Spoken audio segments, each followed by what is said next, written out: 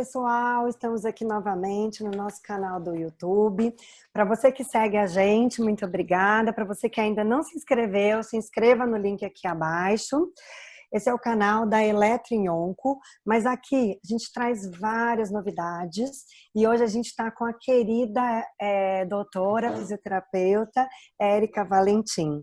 Érica, muito obrigada por aceitar o nosso convite, vir conversar um pouquinho com a gente. Pessoal, a Érica, ela é fisioterapeuta pélvica, mestre em ciências médicas pela UERJ, fisioterapeuta do núcleo de disfunção miccional da UERJ. Ela atende no consultório, ministra cursos de biofeedback, eletromiografia, game terapia, avaliação pélvica. Olha, o currículo dela é muito extenso, muito bom. Então, assim, muito obrigada, Érica, por estar aqui para conversar com a gente. Oi, Ju. Oi, Laura. Agradeço muito o convite. Estou muito feliz de estar aqui, muito honrada num canal tão importante como o de vocês. Nós que agradecemos, viu, Érica? Para nós é um prazer a sua presença aqui, né? É um trabalho que faz diferença aí na fisioterapia. E a gente veio hoje conversar um assunto para lá de picante, digamos assim, que são os eletrodos, né? Eletrodos de superfície, eletrodos intracavitários. A gente, né, pode usar, tem como opção nas disfunções miccionais. Por que eu falei que esse assunto é um assunto interessante? Porque a gente fala pouco dele. E a gente parte do princípio que são todos iguais e que eu posso usar qualquer um ou aquele que eu tenho ali, né, com maior facilidade. Mas não é bem assim, não é, Érica? Sim, não é bem assim. A gente está evoluindo como profissão, como especialista, e eu acho que a gente tem que evoluir nessas tecnologias também. Eu acho que a fisioterapia ainda é muito recente e novas tecnologias como eletrodos ainda estão chegando no Brasil. A gente passou um tempo com recursos limitados por causa da dificuldade mesmo do Brasil de apoiar as indústrias e as empresas que produzem. Então, hoje a gente consegue ter mais conhecimento específico sobre a própria eletroestimulação e a eletromiografia no contato dos eletrodos e também ter acesso a esses eletrodos, porque muito tempo a gente sabia que eles existiam, mas não tinha acesso. Era muito difícil você ter essa opção no Brasil, né? E quais são os eletrodos de superfície que a gente tem? Vamos começar por eles. Vamos lá. A gente tem aqueles pretinhos de silicone, que infelizmente eu não tenho nenhum aqui. Eu procurei a casa inteira, mas eu não achei nenhum aqui, está no consultório. Mas acho que esse todo mundo sabe. Os comuns, né? Que todo mundo sabe. Aqueles que outro dia a Laura falou que corta com tesoura, você compra até a metro e corta com tesoura. E a gente tem aqueles que são os mais comuns, que são excelentes, que permitem que você limpe, lave, higienize, reutilize e dura bastante tempo. Se você for cuidadoso com ele, ele vai durar bastante. Érica, mas você falou uma coisa importante, higienize. Como é que você indica essa higienização? Do eletrodo de silicone? Isso. Eu peço para a pessoa lavar com água e sabonete. Eu não peço para ficar passando álcool, porque passar álcool vai perder a condutibilidade dele mais rápido. Isso, olha, pessoal, é esse eletrodo aqui. Né? Então, realmente, né? Se a gente for observar ele de perto, se você tiver um ressecamento, você não vai poder usar, né? Guardar ele muito dobrado, às vezes ele vai fazer aquelas marcas, né, Érica? Sim, e se ele ficar fazendo aquela covinha aqui assim, a densidade da corrente também vai ficar alterada no paciente, porque vai concentrar tudo naquele bolinho de gel. Então, ele tem que estar o mais retinho possível, adequado ao tamanho do músculo que você vai utilizar. Esse que a Ju mostrou, ele pode ser recortado em vários pedaços até ficar pequenininho como esse daqui, ou um pouquinho maior do que esse daqui, que é muito pequenininho.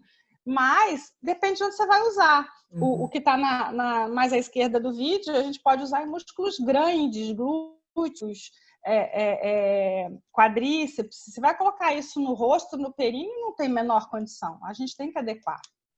Eles são excelentes. Eles só diminuem um pouco a agilidade da colocação no caso das regiões pélvicas e em alguns tecidos que estão mais, digamos assim, em recuperação, tipo cicatrizes recentes, cirurgias, porque eles são mais pesados. Então, eles podem incomodar por causa disso, mas eles são Mas eles excelentes. precisam que você fixe ele, né? E essa Sim, fixação, ela precisa ser correta, né? sim, e dependendo de onde você vai fixar, no caso dos pacientes oncológicos, você pode vir arrancando a pele da pessoa em seguida com aquele esparadrapo. Então, esse aqui a gente encontra esse problema com esses eletrodos. Esses eletrodos, dependendo da marca, você pode até tirar a camada superficial de pele, fazer um hematoma se você não tirar ele de forma adequada. Esse aqui é de uma marca que não gruda tanto, mas esses dias eu fiz um vídeo.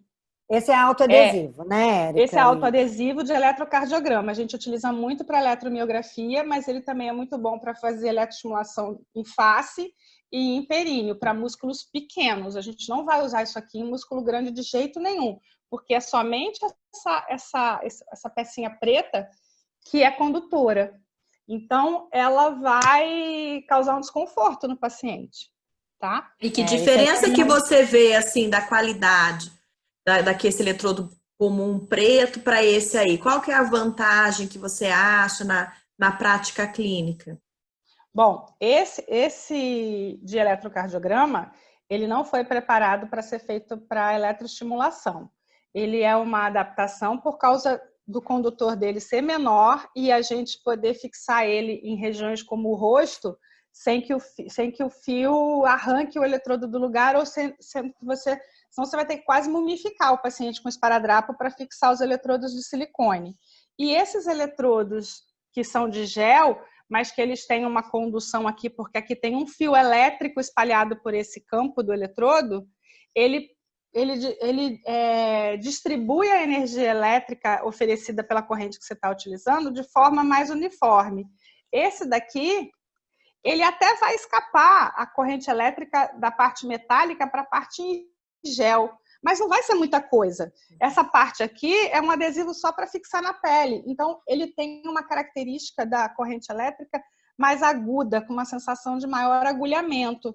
Dependendo do músculo, essa sensação vai ser desconfortável. Dependendo do assoalho pélvico, ela também é desconfortável, porque ela pode pegar um folículo piloso e entrar, e aí ela entra com toda a força, porque ela já encontrou a primeira camada, que é a bioimpedância da pele, ela arrumou um lugar onde a bioimpedância está diminuída por aquela lesão.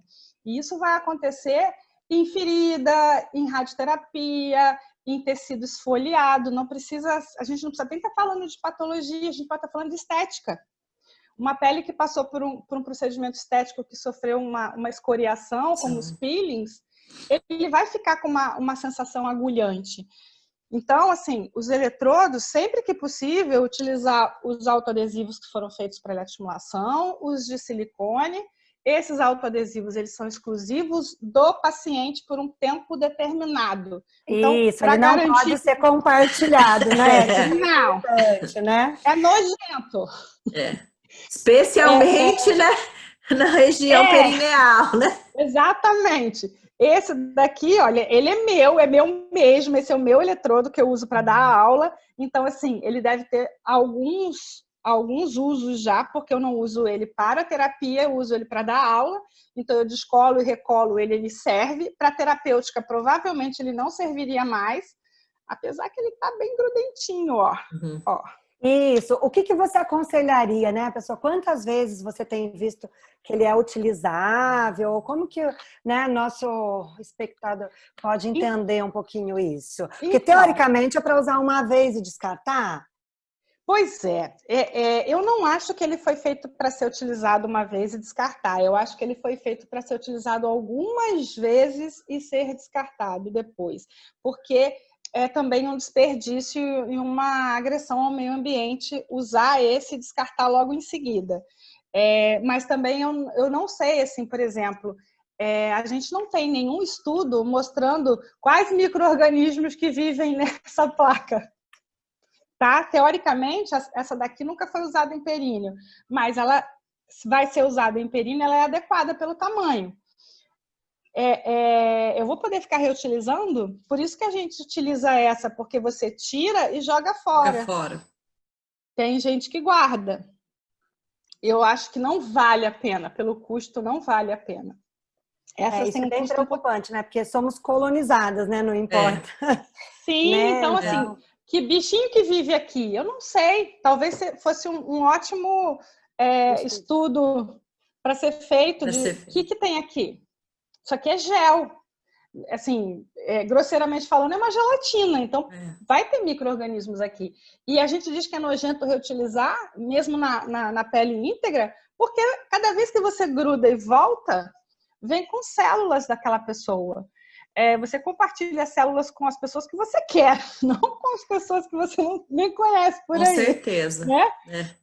Assim, a gente tem que pensar. Ô, Érica, e em relação aos intracavitários, né? Acho que nós estamos falando dos de superfície, mas pensando no intracavitário, acho que os cuidados são, inclusive, maiores, né? Então, assim, o intracavitário é um pouquinho do nosso tendão de Aquiles, digamos assim, porque a gente tem os eletrodos que são de Teflon, como esses daqui. Esse aqui é um vaginal de Teflon.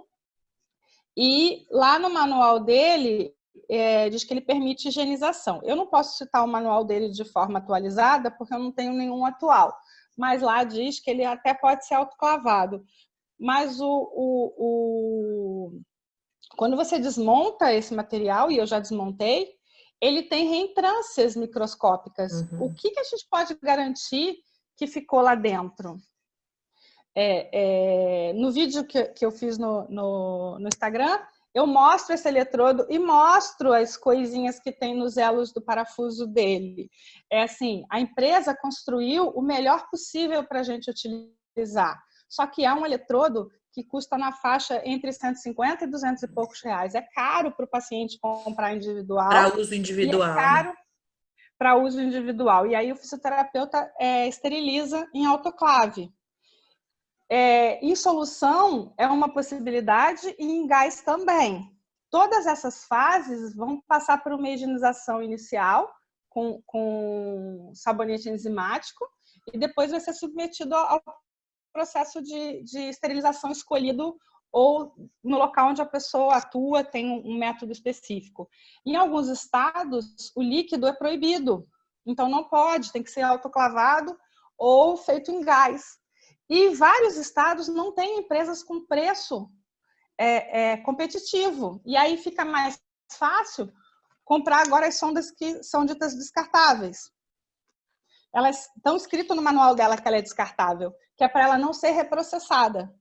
Mas, Érica, é possível reutilizar essa sonda mais de uma vez? É possível, no mesmo paciente. Érica, chega com essa sonda um pouquinho mais pertinho para a gente poder... Sem mexer, sabe? Mostra para a pessoa. Sem mexer. Ó, a gente tem o modelo, que é esse aqui o nome dela. Uhum. Ela tem esse formato, porque a gente pode utilizar com os pacientes de incontinência fecal, que estão com um problema no esfíncter anal. Então, ela é um pouquinho maior do que seria uma sonda anal. Tá vendo? Ela é um pouquinho maior. Lá no meu canal do Instagram e no meu canal do Telegram, eu estou postando as fotos dessas sondas porque eu medi e marquei cada diâmetro de cada sonda. Fala o nome aí do seu canal para as pessoas te acharem. O meu canal no Telegram é canal Érica Valentim, no Instagram é Érica Valentim e no YouTube é Érica Valentim também. Vocês me encontram lá. Depois a gente vai deixar escrito na descrição, tá, pessoal? Para vocês encontrarem ela.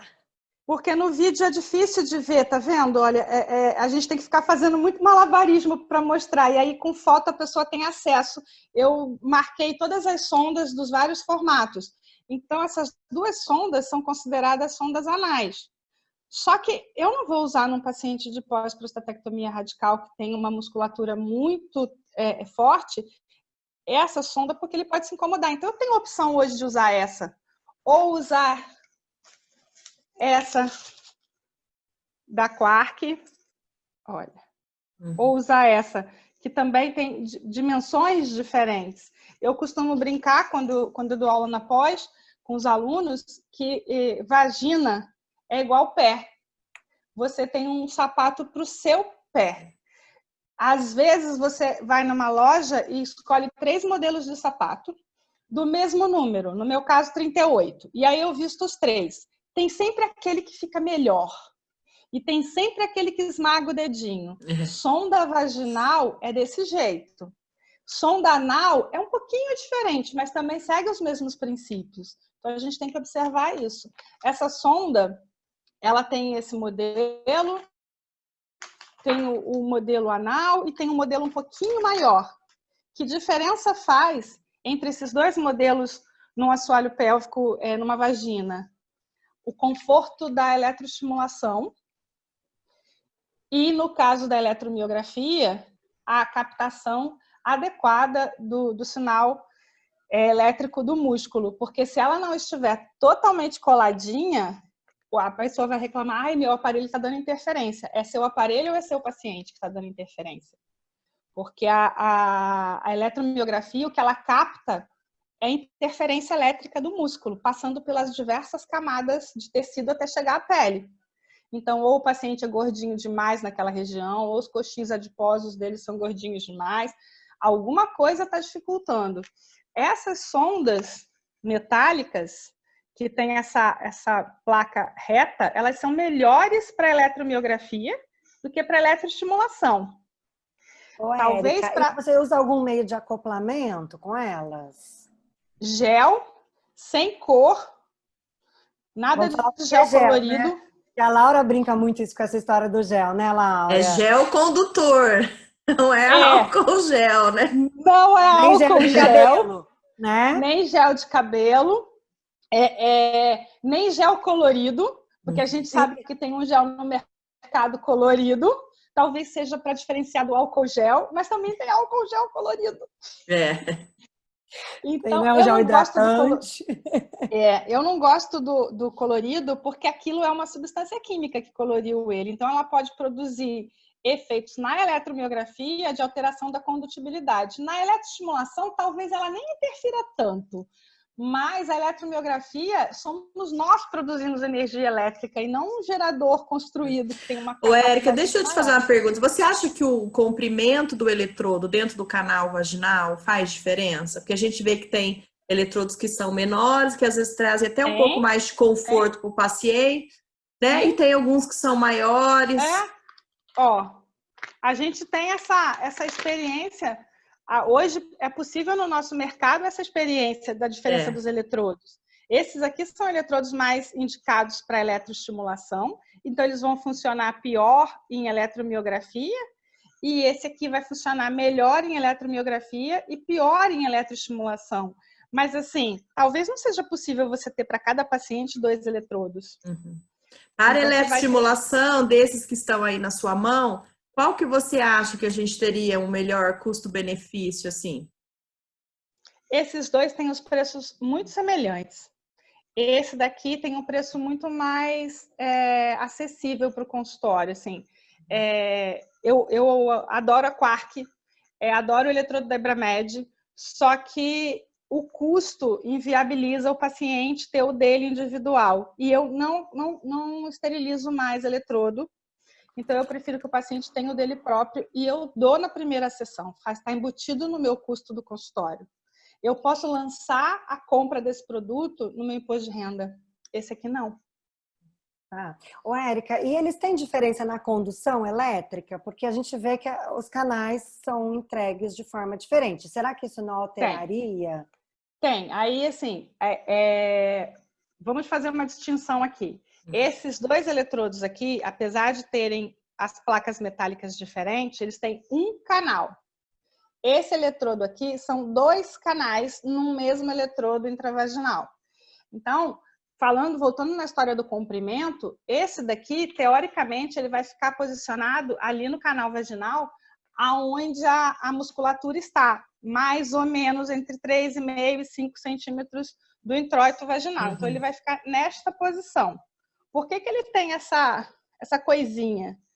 Para indicar que o canal, que os eletrodos estão encostados nos músculos. Porque se ele estiver assim, a corrente elétrica vai estar passando na uretra e em região anal. E isso é desconfortável para a musculatura. Eu vou piorar essa situação. O ideal seria que nós tivéssemos um eletrodo igual a esse, que tivesse um canal do lado de cá e um canal do lado de cá. Aquele sonho de consumo, né? Aquele sonho de consumo. Aí, agora a Miotec me mata, porque eu peço isso para eles há um tempão. Um canal deste lado e um canal deste lado. Por quê? Porque para a eletromiografia, a placa ela é melhor, porque por mais que a gente fale em eletroestimulação músculo-esquelética é a mesma, o assoalho pélvico tem um grupamento muscular de uma forma muito específica. E como vocês falaram esses dias no curso que eu fiz de vocês, como que eu vou saber qual fibra desse complexo muscular está fraquinha? Ela pode estar ali mortinha. O trabalho vai estar sendo feito de forma igual. Eu não tenho como perceber isso usando só a minha mão. Eu não tenho como perceber isso usando eletromiografia. Não é possível, porque a eletromiografia de assoalho pélvico, ela não isola cada músculo, como a gente colocando no braço, a gente consegue isolar mais. Então, isso é uma coisa que prejudica. Quando a gente usa um eletrodo igual esse, ele espalha a corrente de forma circular. Então, o espalhamento da corrente elétrica, ele é mais uniforme para a sensibilidade do paciente. Eu não sei dizer para vocês, é mais uma instigação científica, o que acontece quando a gente passa uma corrente elétrica com esse eletrodo e com esse eletrodo? Porque às vezes o paciente refere que sente mais de um lado do que do outro. A culpa é do eletrodo? Eu acho que não. Eu acho que a culpa é da percepção muscular do canal vaginal. E ele é assim. Não tem como você encontrar uma pessoa perfeita, com um períneo perfeito, com a musculatura perfeitamente equilibrada. Ô, Eric, você vê vantagem o fato de ter 2 canais ou um canal? Você acha que isso é diferente do ponto de vista terapêutico? Do eletrodo? Ter 2 canais no eletrodo e o outro ter um canal só? Sim, eu acho que isso é uma vantagem, mas também é o que torna esse eletrodo muito mais caro para a Quark. Esse eletrodo é o eletrodo da Quark, né? A gente não está ganhando nada também, falando né? disso. Ele é maior só em empunhadura, o que dificulta fazer trabalhos funcionais com ele, que com esse daqui você consegue fazer trabalho funcional. Eu faço game terapia com esse eletrodo intracavitário, eu faço eletroestimulação funcional durante a game terapia com este eletrodo, com esse aqui não dá. Tá? Mas, em compensação, esse aqui eu posso oferecer uma corrente elétrica para alguns pacientes, porque nem todos os pacientes eu vou precisar de eletroestimulação. Eu posso utilizar mais correntes, dependendo... Mais um canal, dependendo do que eu quero fazer, e modular de forma diferente. Só que esse eletrodo, os canais não são aqui um canal e aqui o outro canal. Aqui é um canal e aqui é o outro canal. Então, será que esse eletrodo me daria a chance de pegar um canal vaginal mais profundo e um mais curto? Eu também não sei, porque os comprimentos, apesar da vagina ter o mesmo comprimento, as pessoas são de tamanhos diferentes e posições diferentes. Mas, obviamente, ele te dá uma chance maior de você fazer isso. Muito maior. Ele torna isso um pouco melhor. E ele não é tão grande. A gente olha e fala... A paciente às vezes fala, você vai enfiar isso dentro de mim? Não, eu vou colocar só isso aqui, ó. Isso aqui é para eu segurar, para não ficar esquisito, eu não ter onde segurar. Porque se a gente pegar a medida dele, olha, ele tem 2,3 centímetros de diâmetro. E o da Ibramed tem 2,4. Tá? É maior. Mas a diferença é pouca, né? É pouca, mas a gente está falando de diâmetro. Sim. A gente está falando do diâmetro. Quando você transforma isso para circunferência, é grande a medida. Na verdade, depende do seu objetivo terapêutico, depende da sua paciente, para você fazer a escolha mais adequada, né, do eletrodo a ser utilizado, né? Não fica muito fácil de olhar, mas posiciona. E um eletrodo como esse, as pessoas falam, Érica, mas ele é grande, ele tem 2,7. E aqui embaixo ele tem 2,1. Mas o que acontece com o canal vaginal? Quando ele entrou e posicionou, provavelmente, se ele pega uma vagina que tem um pouco mais flácida, a parte de cima, onde não vai ser estimulado o músculo, ele vai ficar preso. E a parte de baixo vai tocar nesse eletrodo. Então, ele fica melhor posicionado e não fica escorregando. Então, a gente ainda tem muita coisa para testar e experimentar. Para estudar, né? Para estudar. É isso que eu ia falar. Para a gente ir finalizando, né? Eu acho que a gente podia falar um pouquinho disso, né? A gente ainda tem muito que crescer, né, na parte de eletrodos, mas não é só do intracavitário, eu acho que de superfície também. É que às vezes a gente fica pensando que o que a gente faz, por exemplo, num braço, numa perna, a gente pode fazer dentro de uma mucosa vaginal, né? Histologicamente falando, são tecidos diferentes, né? Então, que diferença que você vê isso, da gente estar aplicando, por exemplo, um de superfície para o intracavitário em relação ao tecido biológico? Então, tem algumas coisas. O intracavitário, por mais que não tenham trabalhos mostrando isso objetivamente, pelo menos eu não conheço nenhum que fale especificamente, vai mudar a química, vai mudar a bioquímica daquele tecido. Aquela vagina pode ficar mais ácida ou mais básica, porque você está passando um meio elétrico, e a gente sabe que o meio elétrico é capaz de fazer isso. E a de superfície, você tem uma vantagem nesse aspecto, porque ali não tem aquela microbiota interna vaginal ou retal. Infecções, inflamações, candidias, e por isso que a gente costuma não fazer intracavitário nesses momentos. Agora, quanto à superfície e profundidade, especificamente falando de profundidade e de superfície, às vezes você precisa fazer um intracavitário para pegar uma musculatura profunda que você não vai conseguir com o eletrodo de superfície. E o inverso eu acho que é super válido também. A gente passou um tempo discutindo na pélvica. Mas eu uso superfície ou eu uso interno? Depende.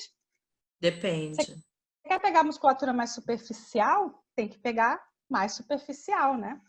Érico, mas eu acho que a gente não pode terminar esse bate-papo sem falar de uma coisa, né? Contraindicação, né? Aquela famosa pergunta, você já deve ter escutado umas 50 vezes, né? E o DIU, posso usar? Não posso usar? Então, antes do DIU, a gente não usa eletroestimulação intracavitária em grávida, nem próximo à região uterina, nem parasacral, porque você pode interferir e pode não interferir, mas a gente não tem estudos de segurança. Meio líquido é bom condutor, né? Não podemos esquecer, né? E o ósseo também, por mais que as pessoas falem, osso é formado de cálcio. Então, aquela coisa que a gente escutava na faculdade de que a eletricidade não passa pelo osso, eu não acho que não, eu acho que ela passa, porque o osso é componente, ele é cálcio, né? E cálcio é um bom condutor. A gente não vai usar em infecção, em cima de tecido infectado.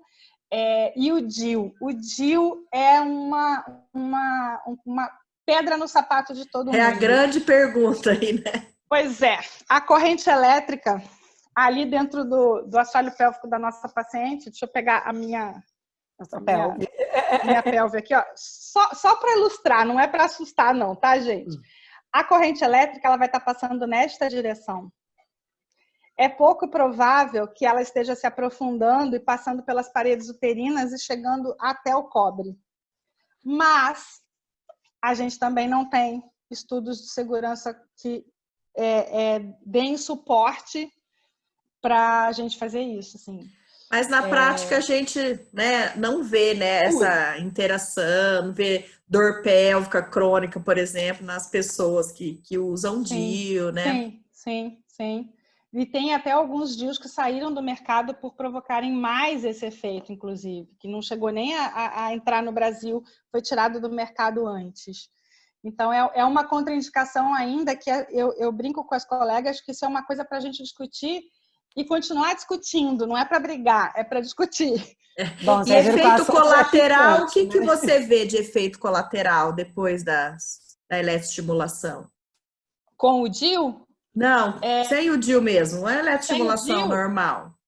uma sensação de edema regional, uma sensação de formigamento, uma sensação de vagina ou de ânus, a pessoa diz, eu estou sentindo a minha vagina hoje. E eu acho que é isso que a gente quer. Aquilo que você falou, a corrente elétrica é para sentir, não é para ligar lá e o paciente fica lá. É para sentir. Se você está fazendo com o intuito de contração muscular, a contração muscular tem que acontecer o mais próximo do fisiológico. Ela não é voluntária, mas ela precisa ser o mais próximo possível. Então, assim, o paciente às vezes refere, Érica, eu estou sentindo minha vagina, eu achei que eu fiquei mais lubrificada. Tem sempre esses comentários. Tem sempre então, tá bom, tipo tá, olha, dava pra gente conversar bastante, né? Mas eu acho que foi muito bom, eu acho que deu pra gente ter uma ideia geral dos eletrodos que tem e para pensar sobre isso, né? Eu acho que isso é o mais importante desse nosso bate-papo, que a pessoa, o fisioterapeuta que está aqui nos assistindo, pense, nossa, eu acho que eu preciso pensar sobre o eletrodo. Não é aquele primeiro que tá ali que eu vou pegar, né? Só porque tem ali. Isso faz diferença e, obviamente, repercute no sucesso terapêutico, né? Sim. Bom, acho que deu para vocês perceberem, né, que a Érica tem uma grande experiência, né, nesse assunto e realmente é um assunto picante, como a Laura disse no começo, né? Sim. Um assunto que rende muita discussão. E isso é bom pra gente. Exatamente. Então, a gente Érica, queria te agradecer, viu, Érica, muito pela sua disponibilidade. Muito obrigada. De estar aqui Foi conosco. Foi uma honra estar aqui com vocês. Não, a honra é nossa de receber profissionais tão capacitados, né, que vêm trazendo informações para as pessoas, né, de uma forma correta e sólida. Muito obrigada mesmo, Érica. Obrigada. Bem, gente, então assim nós encerramos mais um bate-papo aqui no canal do YouTube da Eletroonco. Espero que vocês tenham gostado e até a próxima.